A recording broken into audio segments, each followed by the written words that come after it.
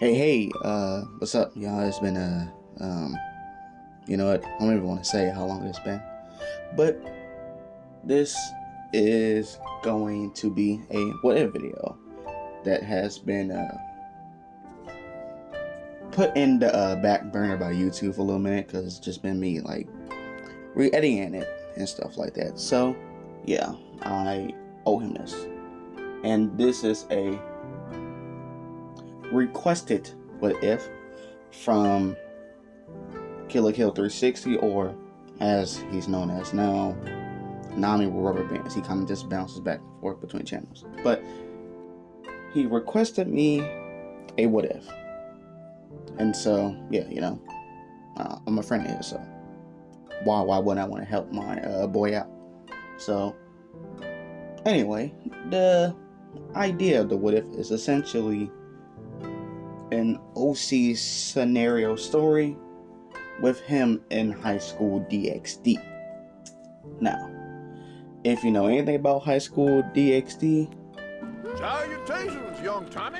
How you doing today? I can understand why he wants to be in the show. Not gonna lie.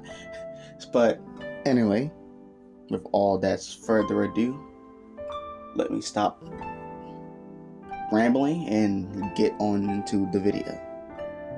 So, in this story, Killer Kill's character, his name is going to be Ryuji. Yeah, Ryuji Katakoji. Yeah. So, yeah. It is the first day of Co-Academy, and he will be a transfer student taking over for a kid who got expelled the day prior due to some well, it's high school DxD. You can kind of get the idea how he got expelled. So yeah. So he's the new student. Walks in as the teacher asks him to, well, address himself to the class. And so, he introduced himself saying, "Hello, my name is Ryuji Hayakoji. And, well, I'm a transfer student from America. So, hopefully my foreignness will come off more as endearing than repulsing." So, yeah.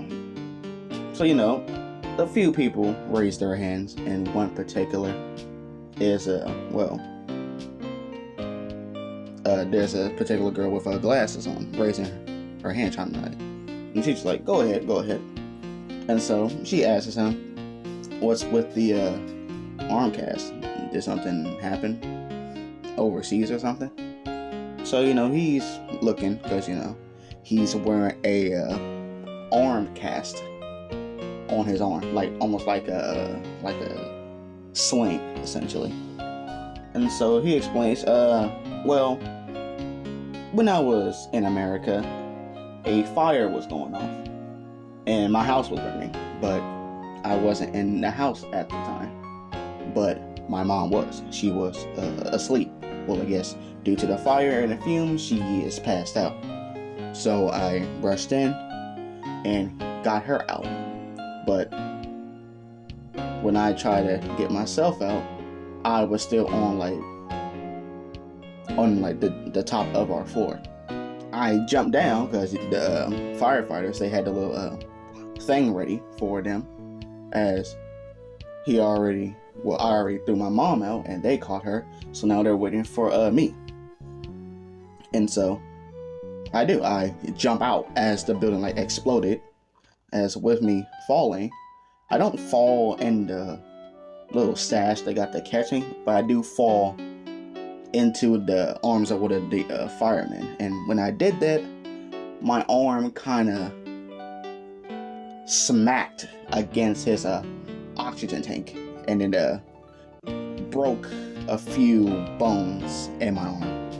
As they just as he's like, yeah, so that's why I'm wearing a sling. As he's like, I'm sorry for asking. You're like, no, it's fine. Anyway, I'm gonna sit down now. So the teacher nods as he's sitting in class. And so we're gonna time skip to the rest of the day because I'm gonna bore you out with the whole school shit. So as the whole school event is going on, he gets talking to a certain chick. And this chick is sitting by herself at lunch. And with her sitting by herself at lunch, because I guess she's considered one of the loner ones. So he takes his lunch and sits down next to her. And so she realized that she just realized that she's in the presence of someone else. And he starts to make a little small talk with her since she's not initiating the conversation. And so eventually she does start talking with him, even to the point where he asks her name, as she tells him her name is Konako. Yeah. So he tells her that, hey, the way how she's been eating, almost like as if she just did discover what food was, but she just has a big appetite. As he offers her at his place, to try some food that he's been making, since his family did own a restaurant not too far from the school, like a couple blocks down. So I tend to go with the instructions and even help cook out in the kitchen, so I know a few things about cooking. So she's like, okay, I'll take you up on your offer. He's like, great, I'll see you after school then. So yeah, with him, he's just waiting for her to get there. She's just chilling next to a tree. As he's like, oh, I guess you're ready already. She's like, yeah. So she gets up as she's walking with them to his place. And as they're walking, they're on the they're walking on the reservoir of the bridge.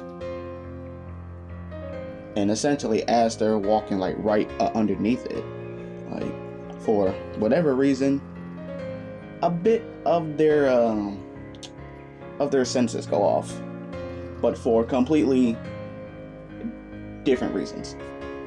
Konako, when her senses go off, she can sense a fallen angel in the area. It's like a little sense for her. And for Ryuji, he also senses that type of energy, but they can't exactly pinpoint the location of where it's at. They can just feel it in the area. So unless they search that entire area clean through, they won't find the actual source. But they just brush it off because Konako, she's always hungry. And so we cut to Issei and Yuma, they have their whole interaction with the whole her asking Issei to, go on a date with him. And, Issei being Issei, of course he says yes. Because, it's Lily Issei. Come on now. So, yeah. So, Ryuji, Konako, they're in a apartment complex. Because, he's in, yeah. So, they reach the place as well. As, Ryuji tells Konako, you can chill on the couch or in the room, I'll be cooking. So, yeah. So, as Ryuji heads to his kitchen to start cooking it up, Konako, she just looking around in the area, looking at all the pictures and stuff, family pictures, baby pictures, how it be in the house. So, yeah. So, her being, curiosity kills the cat. She is wandering around until she ends up in his room, just looking around at stuff. she's not touching anything because she don't like touching stuff that's not hers, but she is like just looking around at stuff, seeing like oh drawings of like posters of like just people doing like action poses and shit. So yeah, she's just looking at all of that. And so eventually, her nose just go off, or her senses do go off, as she's like smelling something that smells absolutely screwdelicious. So she starts walking down the steps towards that specific location, as she sees Ryuji with a 20-inch pizza with pepperoni, sausage, bacon, pineapples, all the shit on it. As she just asks him, wait, what is that? It smells amazing. As he just looks at her confused, like, wait, you don't know what pizza is? She's like, pizza? I know, I never had that. As he now has like a serious look on his face, like puts the pizza down and cuts her a slice. You're like, nah, ain't no way you, a citizen of the world, and never had pizza before. So he gives her a slice, and bro, if this was Food Wars, he would solo the verse. That's how good that first bite was. It was like she took a bite out of shit from Jesus Christ. It was amazing. Well, you get the idea what I'm talking about. So, yeah, she, freaking drooling out of the mouth, like it's just tasting flavors melting on the tongue. It's great. So, with her eating and stuff, unbeknownst to her, her little her ears come up and her tail pops out because she's not really focusing on her demonic energy. She's focusing on how good this pizza tastes. And so, yeah, with Ryuji looking at her, as he just asks her like, oh, are you into like some type of like cosplay or something? As she's like, as he like points to her ears and stuff, as she kind of like just starts slowing down on eating, as she like just gulps, as she's looking behind her, as she sees her tail, and yeah. And so, yeah, she kind of gets a little bit nervous, so she's not really thinking all too well at the moment. So the only thing she can think about now is to just leave, which she does. She just runs out the door and like slams it, just leaving without no explanation. As he trying to call out to Konako, but yeah, she already gone. As he's just like, fuck, the hell am I about to do with all this pizza? And so, yeah. So we time skip to the next day, as Ryuji is heading to school, as he sees Issei with a certain chick. As he's thinking like, wait, I thought they said he don't have game, but she looking pretty nice to me. So he walks up to Issei like, yo, like what's good, man? So they dap each other up, as he's like, so who's your little friend? And she's like, oh, this is Yuma. He's like, Yuma, huh? Well, it's nice to meet you. As she shakes hands with him, as this like Ryuji's eyes kind of just go blank for a bit, as he gets like a vision in his head that same chick, Yuma, ends up killing Issei, and like in a very brutal way. And he just like snaps back to reality, as he just lets go of her hand, and Issei and Yuma look at each other like are you alright? As he's looking like, yeah, I'm fine. I'll see you in class, Issei. He's like, yeah. So he's walking, well, Ryuji's walking down the hall. And when he's walking down the hall, he gets snatched up in the nurse's room as he was about to like say something, but she ends up like covering up like his mouth as he just looking at her as he sees like Konako, as she's looking off in the corner as she sees Issei and Yuma like leave, and she like lets go of him as she just like inhales and like exhales as she just looks at him as he's like, Konako, I meant to speak to you about something about yesterday. She's like, I don't want to talk about it. As she just leaves. As he's like, damn. Well, I can't just ignore that. I might have to try to talk to her again, but not now. I gotta figure out what that little dream I just had was. So, time skip to the end of the day. Freaking Ryuji is walking to to a place to get something to eat because he don't feel like cooking today. So he heads to a type of area, like it's like a gaming area. Think of this building as a combination between Dave and Buster's and Hooters. So yeah, that's the type of restaurant that we're dealing with. So with Ryuji walking in, he orders, gets something to eat, something simple. He ain't trying to go too crazy. So with that, these lovely people, offering him this Scrutilla milkshake. So of course he's like, well, hey, if you offer it, I don't mind taking it. So, as he's waiting for the milkshake, he looks off to the side as he sees Issei and Yuma together. And he probably like, oh, so they're already on a date. Okay. So he decides to stay low key about it, and it's just watching them talk.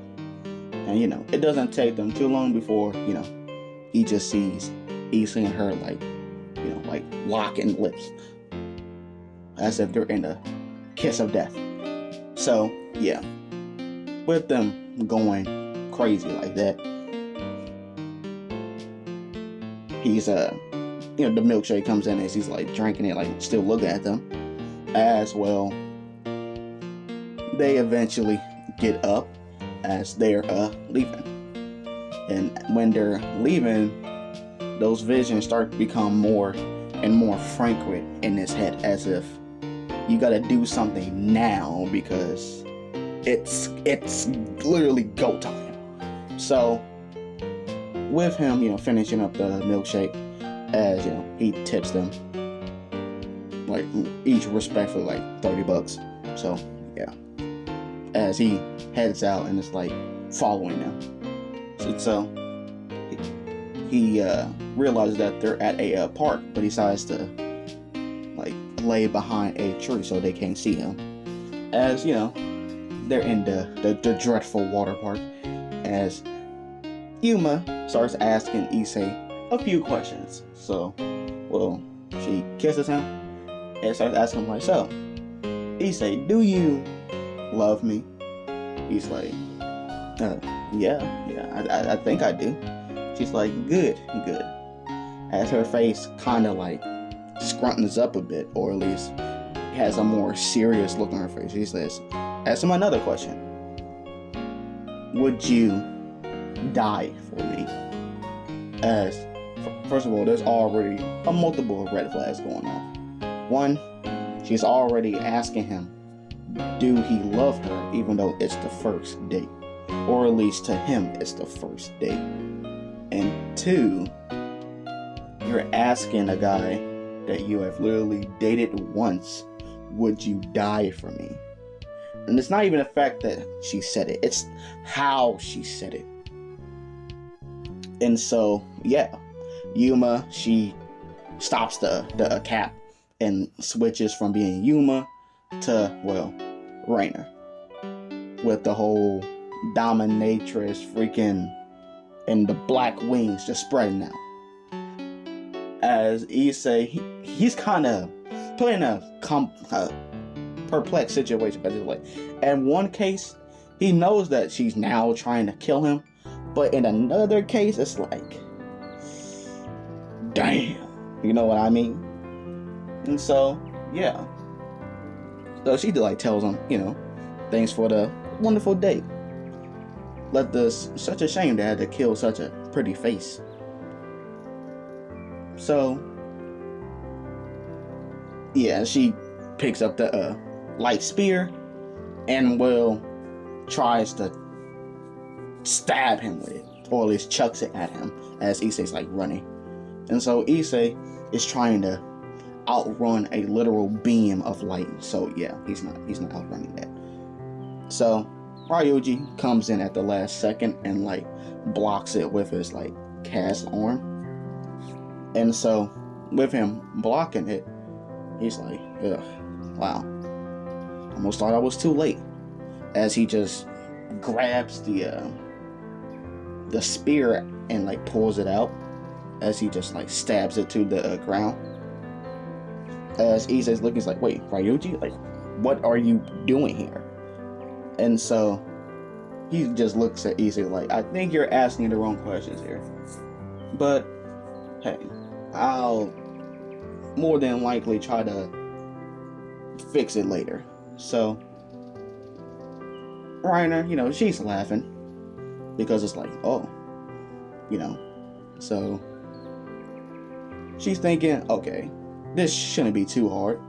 Sure, it's a bit more extra because she thought she planned it out like no one's supposed to be visiting the park in these hours, but hey, ain't no big biggie. She'll just make it quick. So she tries to do it again towards Issei, like chuck a light spear at him, but again, Ryuji catches it and this time throws it back at her, like across her face, cutting her cheek. And let's just say she ain't fine too kindly to it. So they start fighting each other. And at first, you would think it's pretty even up until, Rainer actually starts taking the fight more seriously. Like, even to the point where even with, Ryuji using his sword, trying to like fight back, it reaches a point where it's like, okay, at this point, it's not even a fight. And it's literally a slaughter the way how she's beating his ass right now. Like, Broly don't got shit on her. Like, Cooler don't got shit on her the way how she's beating his ass right now. So, yeah. So after that's going on, they're like clashing, going back and forth. Well, her light spears and his sword. And so eventually, she gets tired of like playing with him as she like pries the blade out of his hand and stabs him with her light spear. As he's like bleeding heavily now because, well, yeah, it's really a holy weapon. So I would assume it would do damage. So Issei, he's screaming because he's like fuck, like if he can't do nothing, I sure as hell can't. So again, he tries to run away, but Rainer rips the piece out of Yuji and just chucks it right into Issei, stabbing him in the back as he like falls down to the ground. As she's like, well, this was a little bit of fun, but I gotta get out of here. As she just, for extra measures, put a couple more in Issei just to make sure that he's dead. And so with that, Ryuji, he starts getting back up, or at least just trying to. As Rainer, she just looks at him smirks, picks up his sword, runs full speed at him, and stabs him in the chest with it. Just, yeah, like, if he wasn't an MC, or at least if he wasn't like the main focus of this, he would be dead. So yeah, Rainer, she like flies away thinking the job is done. So yeah, Issei, he's remembering the whole flyer he had with, and just, reminiscing of Ria's memory. Like, that's the last thing on his mind as he's dying. Ria's memory. So yeah. And so with your own sword that was like currently lodged deep into his stomach, the sword actually starts glowing. As it starts glowing a very deep blue color, as Ryuji's eyes just snap open from once like brown eyes to now a icy blue color, as he starts like getting up, but with the blade still lodged in his chest.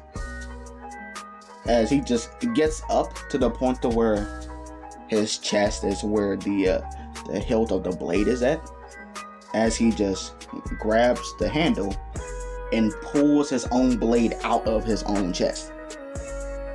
So yeah, as looking where the entry hole was, it is already healed. And so Ryuji is getting up as well. He's looking at his sword as he's wondering how is he still alive, because you would think a stab like that would definitely kill somebody.